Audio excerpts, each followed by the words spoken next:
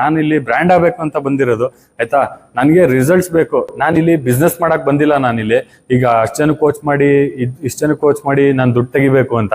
ನಾನು ಬಿಸ್ನೆಸ್ ಮಾಡಬೇಕು, ನಾನು ದುಡ್ಡು ಮಾಡಬೇಕು ಅಂದ್ರೆ ನನ್ನ ಫ್ರೆಂಡ್ ಅವ್ರದ್ದೇ ಜಿಮ್ ಇದೆ. ಸೊ ನಾನಲ್ಲಿ ಆರಾಮಾಗಿ ಪರ್ಸನಲ್ ಟ್ರೈನಿಂಗ್ ಮಾಡ್ಕೊಂಡು 1-1.5 ಲಕ್ಷ ಆರಾಮಾಗಿ ನಾನು ತಿಂಗಳ ದುಡಿಬೋದು. ಬಟ್ ಅದನ್ನೆಲ್ಲ ಸ್ಯಾಕ್ರಿಫೈಸ್ ಮಾಡಿ ನಾನು ಈಗ ಪ್ರೆಸೆಂಟ್ ಅದಕ್ಕೋಸ್ಕರನೇ ನಾನು ಆಫ್ಲೈನ್ ಟ್ರೈನಿಂಗ್ ತಗೊಂತಿಲ್ಲ. ಯಾಕಂದ್ರೆ ನಾನು ಆಸ್ ಎ ಅಥ್ಲೆಟ್ ನಾನು ಪ್ರಿಪೇರ್ ಆಗಬೇಕು ಕಾಂಪಿಟೇಷನ್ಸ್ಗೆ. ಅದಕ್ಕೋಸ್ಕರ ನಾನು ಅದನ್ನ ಸ್ಯಾಕ್ರಿಫೈಸ್ ಮಾಡಿ ಎಷ್ಟೋ ಜನ ನಾನು ನೋಡ್ತೀನಿ ಒಂದು 5 ವರ್ಷದಿಂದ ಹಂಗೆ ಸೇಮ್ ಫಾರ್ಮ್ ಅಲ್ಲಿ ಇರ್ತಾರೆ. ಅವ್ರಿಗೆ ನೋಡಿದ್ರೆ ನಿಜವಾಗ್ಲೂ ನಂಗೆ ಒಂದ್ಸತಿ ಮನ್ಸಲ್ಲಿ ಅನ್ಸುತ್ತೆ ಎಷ್ಟು ಚೆನ್ನಾಗಿದೆ, ಫ್ರೇಮ್ ಸಿಮಿಟ್ರಿ ಇದೆ, ಮಸಲ್ ಮಾಸ್ ಇದೆ, ಆದ್ರೆ ಕ್ವಾಲಿಟಿ ಇಲ್ಲ ಮತ್ತೆ ಇಂಪ್ರೂವ್ಮೆಂಟೇ ಇಲ್ಲ ಇವ್ರದ್ದು ಲಾಸ್ಟ್ ಟೈಮ್ಗೂ ಈ ಟೈಮ್ಗೂ ಅಂತ. ಆಮೇಲೆ ಇನ್ನೊಂದು, ನನ್ನ ನೇಮು ನೀವು ಹೇಳ್ಬೇಕು ಅಂತಾನು ಏನು ಇಲ್ಲ. ಬೇಕಾದ್ರೆ ನನ್ನ ನೇಮು ಹೇಳ್ಬೇಡಿ, ಅಥವಾ ನಾನು ಏನ್ ನಿಮ್ ಇವಾಗ ಯಾರು ಬಂದ್ರೆ ಅವ್ರದ್ದು ವರ್ಕೌಟ್ ವಿಡಿಯೋಸ್ ಹಾಕೊಂಡು ನಾನು ಮಾರ್ಕೆಟಿಂಗ್ ಮಾಡ್ಕೋಬೇಕು ಅನ್ನೋದು ಏನಿಲ್ಲ. ನನಗೆ ಮೇನ್ ರಿಸಲ್ಟ್ ಸಿಕ್ಕರೆ ಸಾಕು, ಅಷ್ಟೇ ಸಾಕು. ನಾನೇನ್ ನಿಮ್ ನೇಮ್ ಇಟ್ಕೊಂಡು ಇವ್ನಿಗೆ ನಾನು ಟ್ರೈನ್ ಮಾಡಿದ್ದೀನಿ, ಅವ್ನಿಗೆ ನಾನು ಟ್ರೈನ್ ಮಾಡಿದ್ದೀನಿ ಅಂತ